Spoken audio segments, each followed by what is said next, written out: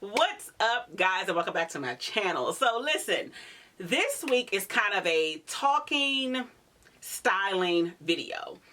So this is my little 1 millionth piece of the internet over here, and it's just my little 2 cents.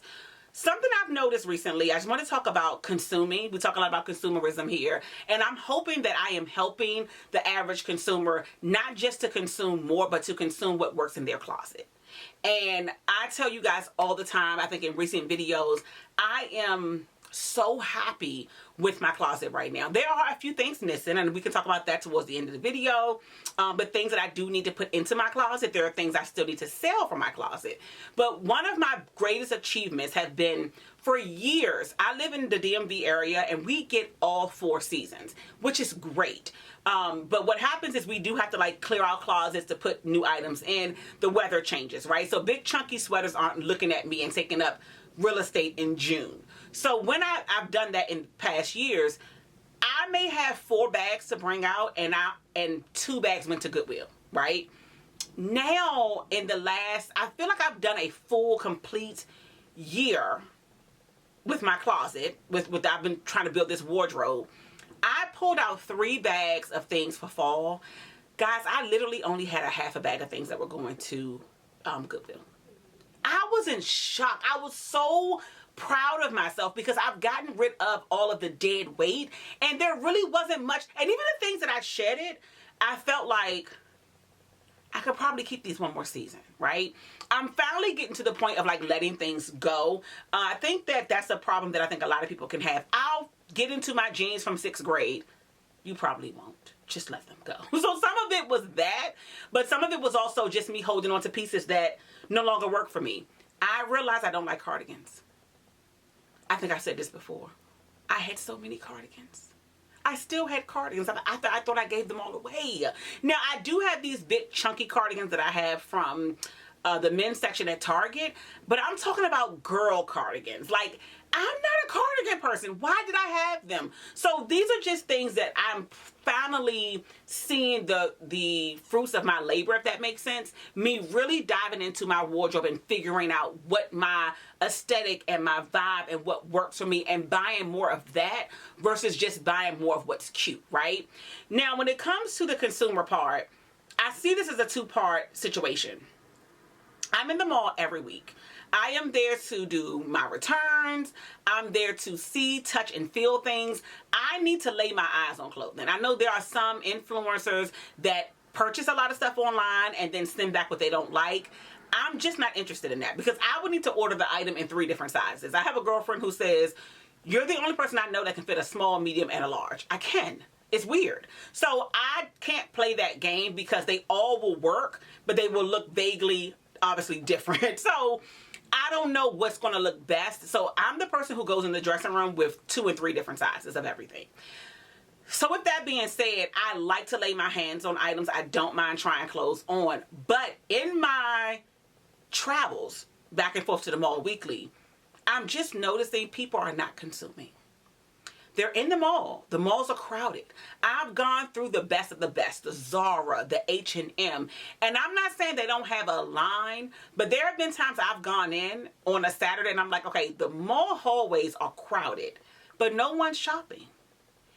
And I really think people are in the mall for sport at this point. It's more like, we have nothing to do, let's go get some ice cream. Kind of how we did as kids, right? You had $5 to your name, you went to the arcade, you bought an ice cream, and then you came home on the bus, right?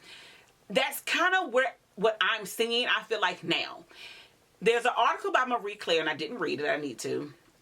And it kind of was, the headline, I think, I hope I don't get this wrong, but I think it's speaking about middle class fashion houses that are failing. And I kind of disagree. I think that people are getting back to, in 2020, COVID and Instagram and TikTok made luxury fashion almost a must. It seemed attainable. And it was a false sort of narrative because we had this extra money. I know for myself alone, I canceled like 4 or 5 different memberships that sorry, 1 or 2 memberships that I had. I had parking that I was paying almost close to $200 a month, right? The money I wasn't spending on gas, the money I spent on lunch. Like, I had this overflow of money from just cutting back from not being able to go into the office, right? I wasn't buying work clothes. So all of a sudden, you know, I get paid and I have all this extra money.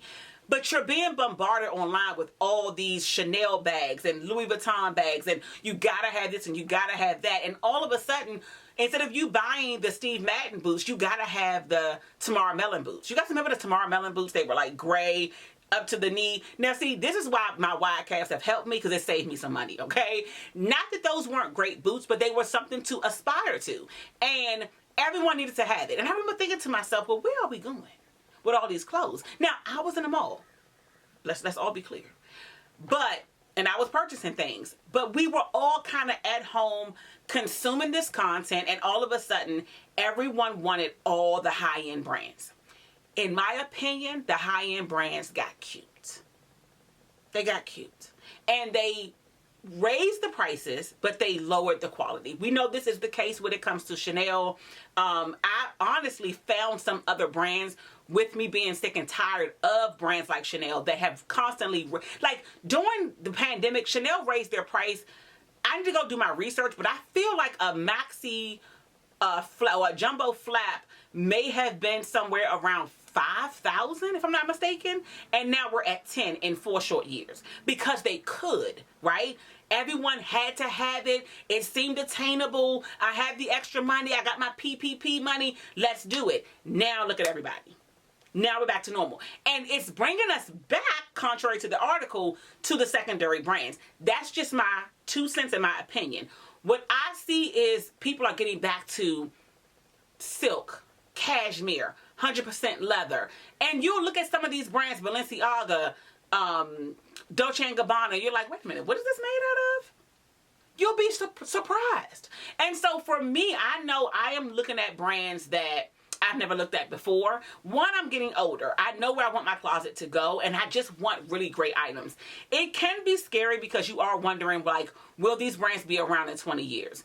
One thing is the Toteme bag, the T-Lock Toteme bag, and I want it in Croc. Let me not say one, I already have it. I'll show you guys a little bit later. I found it on a resale site, brand new with tag, for $800. I felt like this makes sense for my closet. I am getting older, not younger. Even if this trend is over, this is still a very beautiful bag that will carry me into my 50s and my 60s and my 70s and beyond, right? I feel like when you're in your late 20s and early 30s, which is usually around the time you start to make a little bit of money, that is the hardest part about, I think, your wardrobe. Because you don't want to be an old lady, but you don't want to be a teeny bopper either. And there's still the hope of like, well, girl, you can still look young. I'm riding the wave of I'm getting older. I still want to look like a 42-year-old woman, but I don't want to look like a 20-year-old either. And so I was comfortable with making that purchase, knowing that I don't know where Toteme is going to go. I like them. I love the brand. I want the 2-piece set, the silk set. I want to try it on first, though. I want the 2-piece set, and, you know, I want this. I want it to work, right? But you don't know. And it's scary. But I think we're getting back to this bag. Let me just show you the bag. So this is the bag here. This is a T-Lock bag with the Croc. It is just, it's beautiful. It has the feet on the bottom. And it comes with this strap that doesn't like come off. And then you have the strap here that you can add for a longer, to wear it like a purse. And that's something that is important to me. Because the older you get, I'm going to want a pocketbook. You know what I'm saying? A pocketbook that go on my shoulder because my arm is tired of holding this, right? I may not care about this now, but I'm going to care about that later. This can also double as a belt. And it's not revolutionary, right? Like, we've seen these straps. I have plenty of them from other bags. I never thought to add this as a belt. This is a really great belt. So I technically have a Toteme belt along with a bag. And I mean, this is just well made. So I'll show you guys the interior. The interior is suede. You guys can see that. I make sure I do a close-up shot of this, but it's absolutely, it's stunning.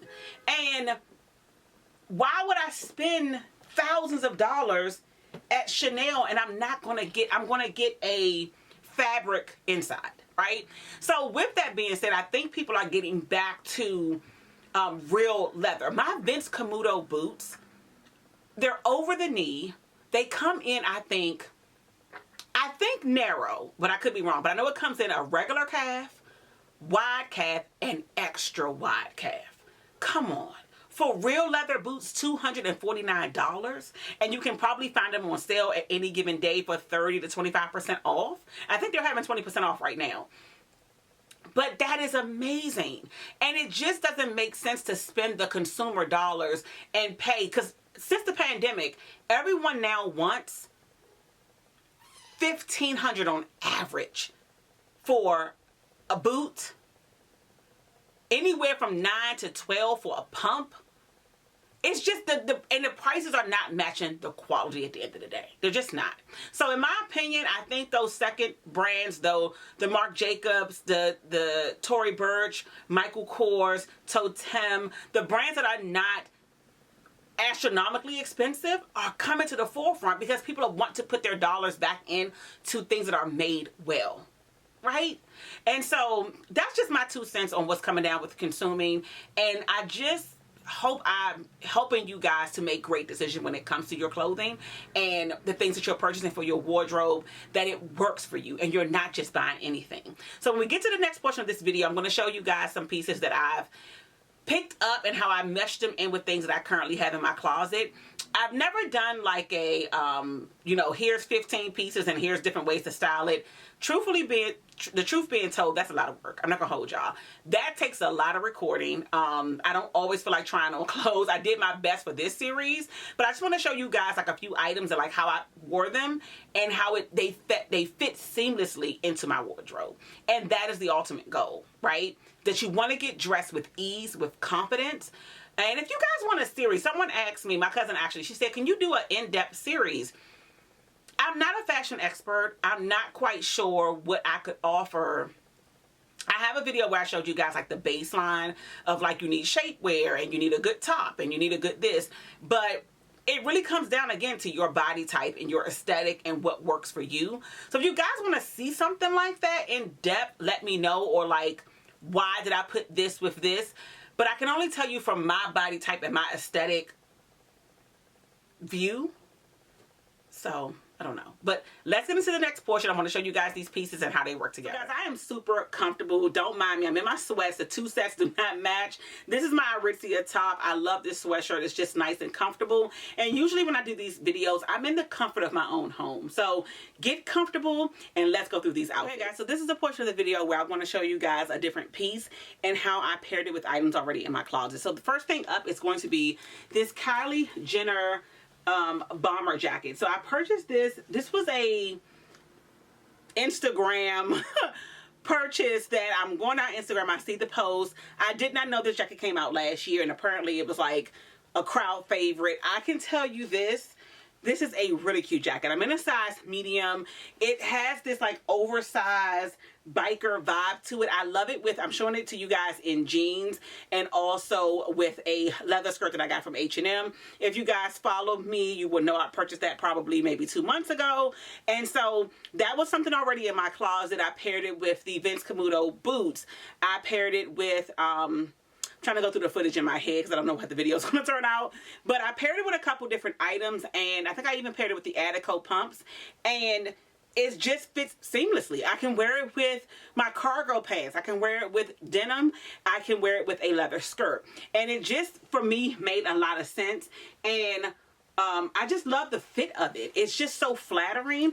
And for a faux leather jacket, this is very, very well made. So if you're on the fence about this item and your closet, your wardrobe needs it, I would say get it. I don't have a lot of bomber jackets. I have the Sandro one that I showed you guys with the diamonds on it. But sometimes I don't want something that's so razzle-dazzle, so this just made sense. It also comes in, I think, a white creamish color.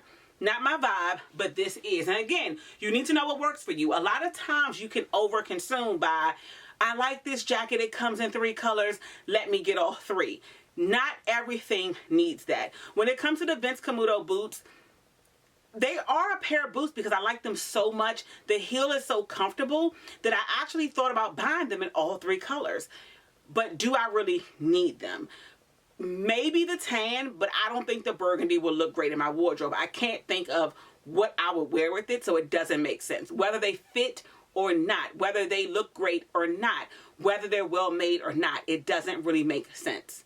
So do you follow kind of where I'm trying to go at with this? Let me show you guys the next item. The next pairing is going to be this blazer that I purchased while I was in Vegas from the Banana Republic outlet. This is everything. I love this blazer. I love how I have it paired here with some green cargos. I'm going to pair it also with some skirts. It's just so well. I'm not even showing you guys how I wore this, I think, to work a couple of times already. It's a really, really great blazer. I am thinking about just having the sides taken in just a little bit here. It's a bit oversized. It's a size 16. They only had a 10 or a 16 at the store. It was so good I couldn't leave it. I think I ended up getting this blazer for probably about $90, and I think the original price was like $238. It's worth every dollar. It is a really great blazer. I love it over my shoulder. I love it on. It works. It's a really great length. I'm also showing it to you guys with the Toteme bag. I just showed you guys this in the other part of the video. This, again, when I thought about this bag, I thought about my wardrobe and what looked great in my wardrobe. Would it go with the jackets and the different things that I have? So you'll see me throughout the video with this bag a few times. So I'm not going to do a separate piece for this, but I really thought through, is this going to work? And I can see from those outfits, I'm in love. The next blazer is something that wasn't pricey at all. I purchased it from a secondhand store, which is from a thrift store. And it's a men's plaid blazer. And even when shopping for thrift, because listen, thrift isn't cheap these days. This blazer I think was $14.99, and I had to sit in the store and really think that through. Am I wasting $14? The hard part about the thrift is a lot of times you'll get items and you'll say, oh, it's only $10, it's only $20. But then you get home and it doesn't really fit. Especially when you're dealing with men's blazers. This is a men's blazer, but you'll see the different ways that I styled it when I got it home. And thrift stores don't do returns. So it's not like you can get the item home and then try it on and see how it works. And they're like, oh, it doesn't work. It goes back to the store. You have to know that you know that you know that this is going to work. And although it may only be $15, that's $15 wasted if it doesn't work. Like I said, the thrift store back in the day, you could get a blazer for $6, right? $1.25. They want money now. So I'm surprised this was only $14, but it has made a great impact in my closet and it filled a hole that was there. I love it with the leather skirt.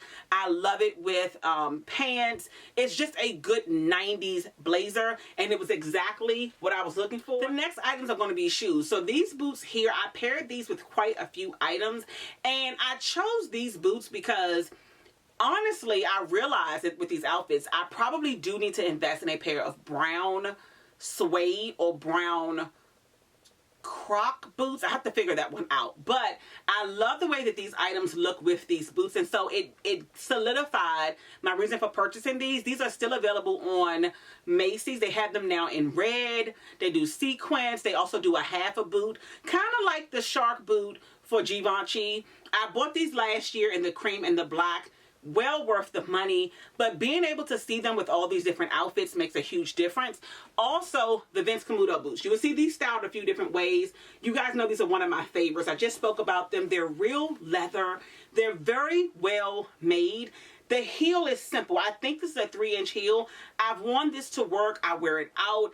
It just feels good, and the boots just are, I mean, $249, it's well worth the price, but trust me, you can find them on sale. I'll link them below because I think they are going now for 20% off. The next shoe is going to be the Ferragamo pumps. I added these in with a pair of cargos, and I also did them with the skirt with some stockings. These are a really great pair of shoes. I've been looking for a pair of leopard pumps. I love them when I'm wearing a long pant. Obviously, as it gets colder, I don't want my feet to be cold, but also it works really great with skirts. And so this was an investment piece, but again, this goes together with